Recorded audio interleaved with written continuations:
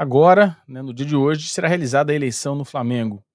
E essa eleição eu reputo como a mais importante da história do clube, por algumas razões específicas. Primeiro, pela manutenção da força que o Flamengo tem, do poderio financeiro que o Flamengo tem. Segundo, pelo projeto que o Flamengo embarcou, o maior projeto esportivo da história da América Latina, financeiro, né? Da América Latina. Nenhum clube terá um desafio tão grande.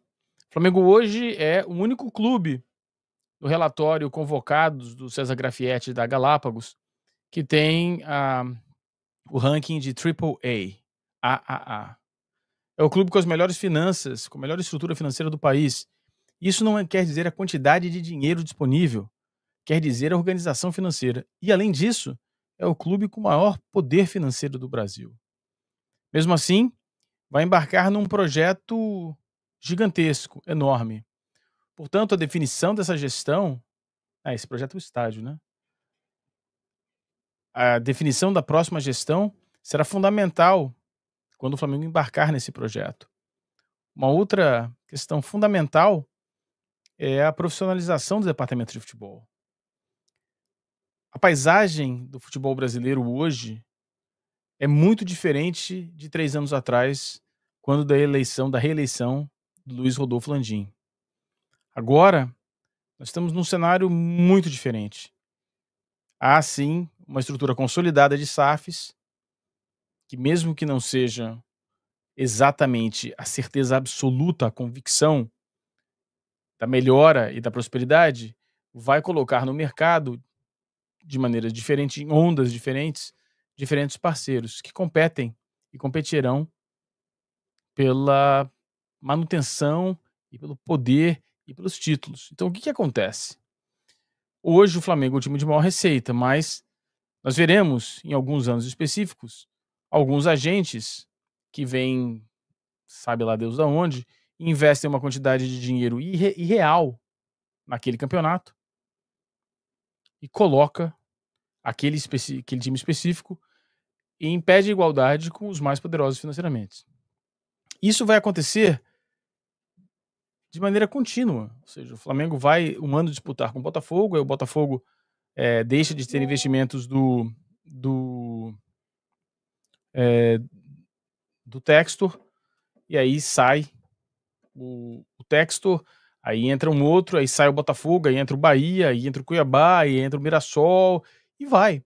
Todo ano haverá um grande competidor. Razão pela qual o Flamengo vai ter que exigir, não só do departamento financeiro, mas do departamento de futebol profissional, uma excelência que hoje não é vista. Para algumas pessoas, o que viu-se nesses últimos 6 anos da gestão Landim foi o suficiente para conceder ao Landim o direito de nomear o próximo presidente, no caso, o Rodrigo Dunst, que representa a situação. Por uma boa parte da torcida, isso sem entrar no mérito do clube específico. Mas por uma parte da torcida, isso é suficiente. Por uma parte dos associados, a gente não sabe. Na minha visão, e aí sendo muito crítico à gestão de futebol, eu acho que o Flamengo precisa rever todos os processos de futebol. E a gestão atual, pelo Landim e agora pelo seu candidato, o Dunst, eles apresentam uma sugestão de mudança menos radical do que eu imagino que fosse o necessário. Uma mudança profunda, estrutural, que causasse rupturas profundas dentro do departamento de futebol do Flamengo. Mas não é o que se vê na gestão do Dunst. O Dunst, nos debates, nas apresentações públicas, disse com todas as letras: o Flamengo está voando, o Flamengo está muito bem. Pode até ser verdade. Sobre qualquer conceito, isso pode até ser verdade. Mas o fato é que precisa melhorar. Precisa melhorar, na minha visão. E na eleição de hoje, estará sobre a mesa essa discussão. Estará sobre a mesa a discussão sobre a manutenção de um sistema de organização que deu ao Flamengo a sua era mais vitoriosa depois da era Zico. Para alguns o suficiente, para outros não. e há outras questões que eu não tenho a capacidade de discutir. Não tenho a capacidade de discutir com relação à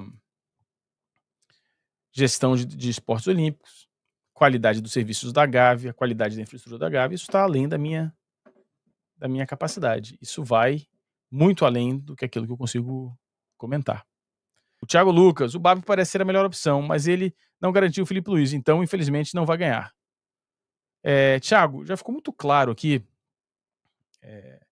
conversando com os amigos que estão dentro do clube e etc., que o futebol tem um impacto muito pequeno nas decisões, viu? Muito, muito pequeno. Muito pequeno. Muito pequeno. Tanto tem alguns exemplos, né? Por exemplo, a Patrícia Amorim vencendo a eleição um dia depois da conquista do Campeonato Brasileiro, né? Como oposição. Então tem muito pouco impacto. O Felipe dando salve aqui. Obrigado, Felipe, que sorrisão. O Tigrada de Cuiabá. Boa noite, Tigrada. Pela alternância de poder no Fla. Provavelmente ele está apoiando aí a oposição. O João Vitor, TFJ, com esse Flamengo do Felipe Luiz, qualquer jogador mediano dá ruim jogaria nesse time. Kika, não sei se você conversou com a galera que frequenta a Gávea sobre as eleições. Se sim, qual o sentimento dele sobre a eleição? Boa pergunta. Cara, uma boa pergunta. Os apoiadores do BAP estão muito confiantes. Os apoiadores do Maurício já estiveram mais confiantes. E os apoiadores do Dunch estão muito confiantes. Tá? É assim, o cenário é esse. Fechar a cortina aqui, eu tô com uma calça preta, o sol tá batendo na minha calça. Tô derretendo. O famoso merdelê. A grande Aretha Franklin andou meio sumida aqui do canal. Aqui estamos de olho na Aretha. Salazar, Kika, se der tudo errado a respeito da profissionalização, esse grupo da situação pode voltar com força? Pode, sempre pode. O Antônio Nelson Barbosa Lima, estou esperançoso no trabalho do Felipe Luiz, eu também. Tenho medo que, caso a oposição vença, não o mantenha. Cara, eu escrevi uma coisa lá no Clube de Membros, e aí a Areta, que é muito generosa, a Areta, ela acabou de doar aqui uma mensalidade aqui, uma filiação ao nosso Clube de Membros. Obrigado, querida Areta, um beijo para você. Obrigado pela força. Com todo respeito, esse beijo carinhoso, fraternal. Eu escrevi no Clube de Membros, eu não vou encontrar porque tem 1 milhão de mensagens ali, vamos ver se eu acho. Falando do Felipe Luiz, tá aqui. A minha posição sobre o Felipe Luiz eu mantenho, e é muito parecida com a opinião que eu tenho e tive de outros, muitos técnicos. Eu acho que o Felipe, vou ler aqui para vocês, tá? Abre aspas.